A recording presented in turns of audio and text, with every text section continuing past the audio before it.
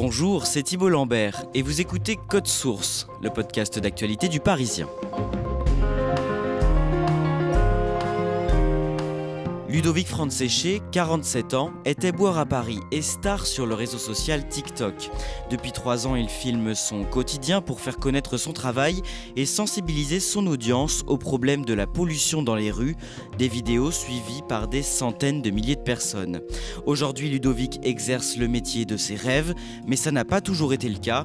Il a connu par le passé les petits boulots, la rue et le dénuement. Son parcours cabossé, il le raconte dans un livre paru à la fin du mois d'août. Plus tard, tu seras éboueur. Ludovic Franceschet se confie dans Code Source au micro d'Ambre Rosala.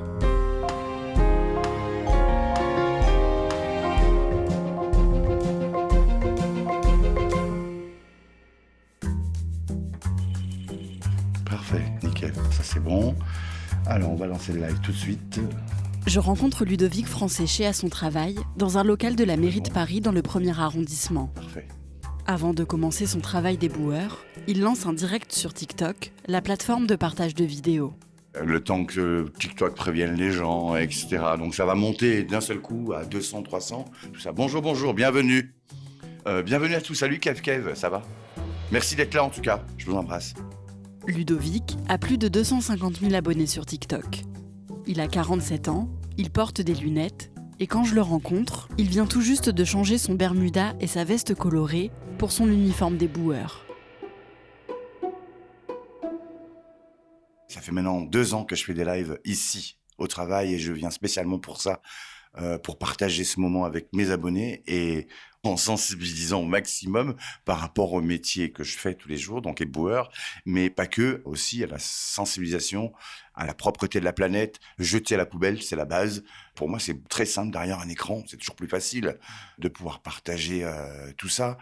Tous les jours, je fais des lives et toute la journée.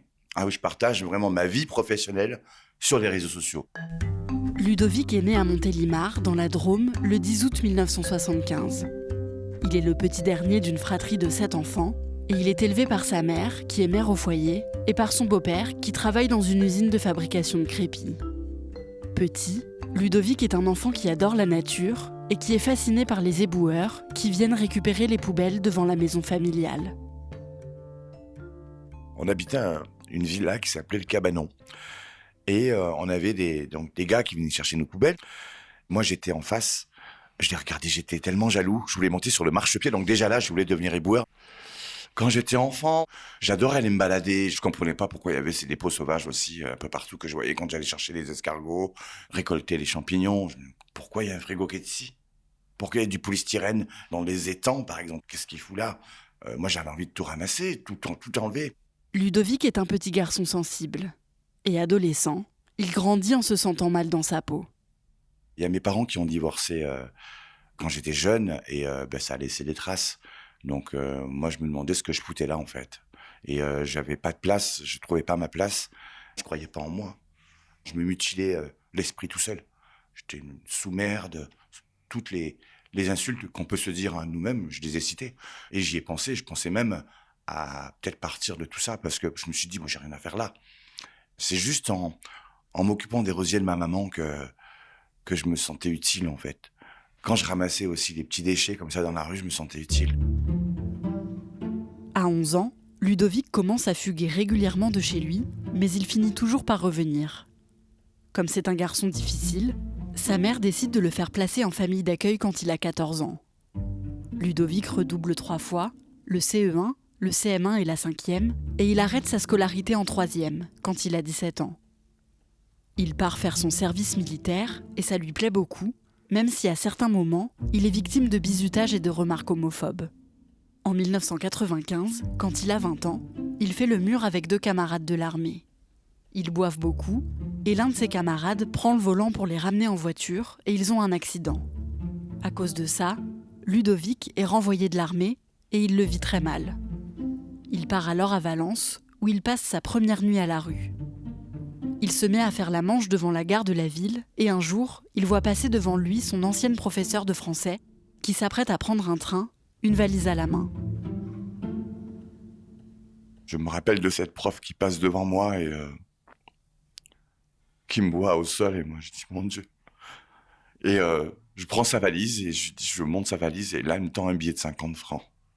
Je voulais pas le billet, je voulais juste lui rendre service. Et là, j'ai réalisé que je n'avais rien à faire là, quoi. Ludovic décide d'aller à Paris parce qu'il pense que là-bas, il se sentira plus à sa place et qu'il espère y trouver du travail. Paris, moi, ça a toujours été un rêve. Parce qu'il y a de tout pour tout le monde. Qu'on soit hétéro, bisexuel, transsexuel, travesti, homosexuel, peu importe, Paris est ouvert à tous. Vraiment. Et moi, c'est en partie pour ça que je suis monté sur Paris. Et la première chose que j'ai faite, c'est d'aller voir la Tour Eiffel et de l'embrasser. Bon, certes, c'est dégueulasse. Hein. On est bien d'accord avec ça. C'est super dégueulasse. Mais c'est pas grave, je m'en foutais complètement. J'ai embrassé son pied, je l'ai pris comme ça. J'ai dit, ça y est, je suis avec toi. Comme il ne connaît personne à Paris, Ludovic passe sa première nuit dans un squat de la capitale, près de la gare de Lyon. Mais les jours passent et Ludovic ne trouve toujours pas de travail, ni d'hébergement fixe. Ben, j'ai connu la rue parisienne. Hein. C'était chaud cacahuète. Mais quand on est à la rue, il faut s'entourer de bonnes personnes. Et j'ai réussi. Et j'ai jamais eu vraiment de soucis, entre guillemets, à la rue, à part ne pas avoir de toit, etc., tout ce qu'on peut connaître. Mais c'est vrai que j'ai toujours mangé à ma faim. Je me suis lavé comme je voulais. On pouvait aller boire des cafés à droite, gauche, dans les sessions pour jouer aux cartes, etc. On était toujours bien reçus. Il y a des instances sociales qui peuvent aussi proposer des hôtels. Moi, ça m'est arrivé. Donc, je me dis, la personne qui veut y arriver, c'est possible. Ludovic décide de partir à Lyon, où il s'inscrit dans une boîte d'intérim pour faire des petits boulots. Là-bas, il rencontre un homme et rapidement, ils s'installent ensemble. Ils décident aussi de racheter tous les deux un bar tabac et Ludovic travaille beaucoup, mais il est très heureux de faire vivre son commerce. Au bout de 6 ans de relation, Ludovic et son compagnon se séparent. Ils vendent leur bar tabac et Ludovic rentre à Paris avec 90 000 € en poche. Avec cet argent, il rachète seul un bureau de tabac sur les grands boulevards. Quand j'ai acheté, moi j'étais le plus heureux du monde, etc., etc. Mais je faisais 7h, minuit, tous les jours. C'était très compliqué. En plus, il fallait faire la paperasse. Alors moi qui n'étais pas très paperasse, la comptabilité, je faisais n'importe quoi en fait. Et à un moment donné, j'ai eu besoin d'aide. Donc je demande à un pseudo-ami de m'aider pour pouvoir assurer l'ouverture du commerce les week-ends. Comme ça, moi je me reposais samedi, dimanche. Ça a duré 3 mois l'histoire. Et en fait, il s'avère qu'après, j'ai fait un inventaire. Et là, je me suis aperçu qu'il me manquait plus de 15 000 € en tout, quoi. Il manquait des cartouches de cigarettes, des cartes téléphoniques, du cash. Et du coup, moi, ça m'a mis dans la mouise. Et je suis allé voir mon banquier. Je lui ai dit, il me manque 15 000 € pour que je puisse acheter mon tabac. Pendant 3 semaines, je me suis battu pour avoir ce fameux chèque. Je dis, mais sans tabac, je peux pas ouvrir. Un bar sans bière, il peut pas ouvrir. Mais là, c'était la même chose. Et un jour, j'en ai eu ras-le-bol, j'en ai eu marre. Et je vais dans son bureau. J'ai dit, soit vous me faites ce chèque et je repars dans mon tabac et j'ouvre, soit vous faites rien du tout et je vous balance les clés du commerce dans la tête et là, je pars aux États-Unis. Je lui ai donné 15 minutes. Les 15 minutes arrivent, pas de réponse, j'ai pris les clés, je les ai balancées, j'ai dit bye bye la France et hop, je suis parti aux États-Unis. Ludovic part à San Francisco avec le reste de ses économies. Il se fait rapidement des amis qui acceptent de l'héberger, mais un soir, en sortant de boîte de nuit, il se fait agresser et on lui vole sa sacoche avec tout son argent à l'intérieur. Ludovic rentre en France, où il est de nouveau à la rue. Il trouve un petit boulot dans un supermarché, puis comme agent hospitalier à l'hôpital Georges Pompidou. Et grâce à son salaire, Ludovic peut louer son premier appartement à lui tout seul, en Essonne, dans le sud de Paris. Et quand je vois cet appartement, je me dis waouh, un duplex avec des poutres et tout, magnifique. Je dis oui tout de suite. Je me suis même pas rendu compte tellement c'était loin, mais tellement j'étais heureux qu'on puisse m'accueillir pour avoir un appartement. Bon, au final, ça m'a plu et ouais, ça a été mon premier appartement. J'étais tellement content. Ludovic continue de travailler à l'hôpital, à 2 heures de chez lui en transport en commun. À la fin de l'année 2015, quand il a 40 ans, il tombe en dépression. J'étais seul. L'actualité aussi qui a été très difficile. Il y avait les attentats, etc. Et je me sentais vraiment pas bien du tout, quoi. C'était horrible. J'étais en arrêt de maladie. Et là, il y a une dame qui est arrivée. Elle a frappé à ma porte. Mais alors, j'ai vu un ange, des dents incroyables, étincelantes.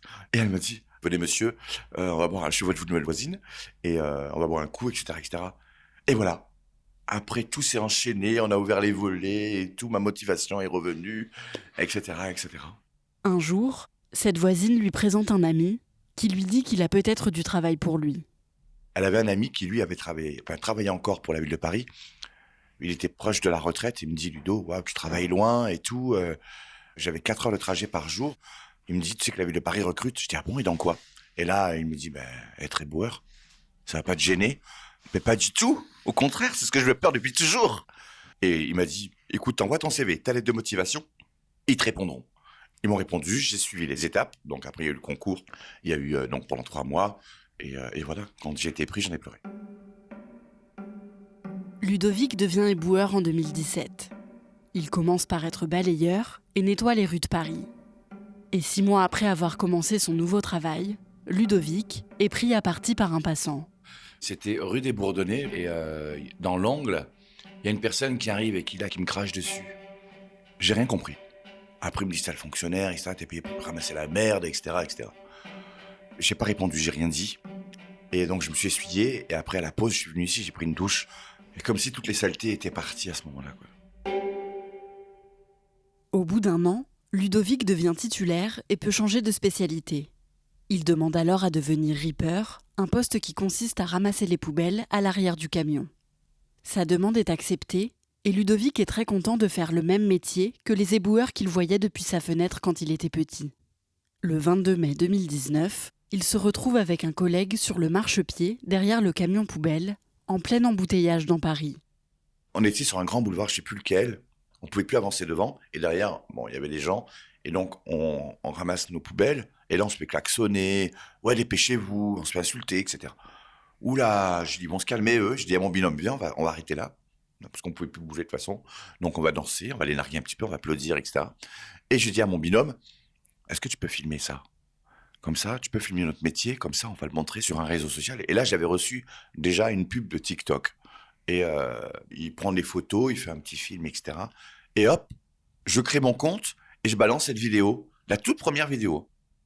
Elle a fait 345 000 vues, d'un seul coup. Et moi, j'ai paniqué au début, j'ai eu peur. Je me dis, c'est quoi toutes ces notifications? Mon portable, il devient fou, enfin, etc. Je comprenais pas. Donc, j'ai un peu laissé tomber, j'ai eu peur. Et quelques mois plus tard, je me dis, Ludo, on va voir sur TikTok un petit peu. Et là, j'apprends que je peux faire des lives. Et là, tout s'enchaîne. Tout s'enchaîne dans ma tête. Faire des lives, montrer mon métier, sensibiliser. Et là, je vais voir mes collègues ici. Un de mes collègues en particulier qui s'appelle David. Je dis, David, tu crois que montrer notre métier sur les réseaux, ça va être bien et tout? Mais Ludo, t'as une très bonne idée, vas-y, fonce. Personne n'a fait ça.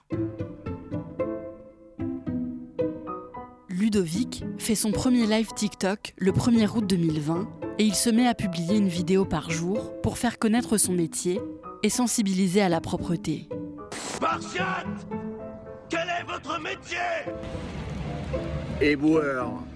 Bonjour à tous. Un mégot de cigarette, mais 2 ans tout au plus à se décomposer. Maintenant que tu as vu et que tu jettes ton mégot dans un cendrier ou dans une poubelle, abonne-toi. Merci. Bonjour à tous, je m'appelle Ludovic, je vous présente mon métier d'éboueur. Un métier des plus importants. Regardez là, bientôt, une bouteille en plastique. Regardez la bouteille. Ça, ce n'est pas normal. Nos habitudes doivent changer. Nos villes ont besoin de nous. La France a besoin de nous. La planète a besoin des éboueurs. En quelques mois, il dépasse les 100 000 abonnés et il est contacté par un journaliste du média Combini. Je m'appelle Ludovic, je suis éboueur depuis maintenant 4 ans. Je suis le plus fier des éboueurs de faire ce métier. Le reportage dans lequel apparaît Ludovic cartonne et du jour au lendemain, il est contacté par de nombreux autres médias. C'est juste incroyable quand vous avez l'adjoint genre à Laurent Ruquier qui vous appelle, il veut vous inviter. Quand vous avez Wendy Bouchard, j'arrête pas d'en parler. J'adore Wendy Bouchard, ça a été ma première radio. Et elle m'a donné la parole pour pouvoir m'exprimer sur mon métier, sur la sensibilisation. Quand je suis allé chez TPMP, chez Cyril Hanouna. Merci Ludovic. Merci d'être là. Merci mon Ludo. Il m'a donné la parole et tous les jours, pendant au moins 6 mois, j'avais un truc. Puis ça peut être perturbant. Je me rappelle que chez Laurent Ruquier, il m'avait donné la loge VIP. Je dis, mais pourquoi VIP ? Moi, VIP, pourquoi ? Alors, c'est vrai qu'il y avait tout, hein. Alors, les petits fours et tout. J'ai pris un coca. J'en ai même pas profité. À la fin de l'année 2021, Ludovic est contacté par la mairie de Paris qui souhaite le remercier pour son travail de sensibilisation. Je reçois un mail de la maire adjointe à la propreté, Madame Colombre-Bressel, et elle me dit, voilà, nous avons décidé de vous offrir la médaille de Paris. Et j'ai fait, waouh. Je dis, moi, petit Ludo, je reçois une médaille, quoi. La ville de Paris. Alors bon, dans ma tête, je me suis dit comment je vais m'habiller et tout, comment je vais faire et tout. J'étais hyper stressé. Et finalement, je me suis habillé avec un costume, une veste et puis une chemise, voilà, terminée. J'étais à l'hôtel de ville, dans le bureau de Madame Colombre-Bressel. On a mangé les meilleures chouquettes de Paris. Ça, c'était incroyable. Elles étaient très, très bonnes. On a eu un très bel échange. Et recevoir une médaille, moi, j'en avais jamais reçu. Et ouais, complètement émouvant, parce que c'est quand même quelqu'un d'important. Et pour la plus belle ville du monde, à mes yeux. Je suis très fier de mon métier. Et là, j'ai carrément ma place. Moi, il m'apporte énormément. Surtout la satisfaction, le résultat. Parce que je peux me dire, par exemple, que rue de Rivoli, une partie de la rue de Rivoli, c'est une très grande rue sur Paris, elle est propre grâce à moi. Le parvis de l'hôtel de ville, c'est propre grâce à moi, etc. C'est propre grâce aux éboueurs. Et je suis très fier de dire que je suis éboueur à jamais.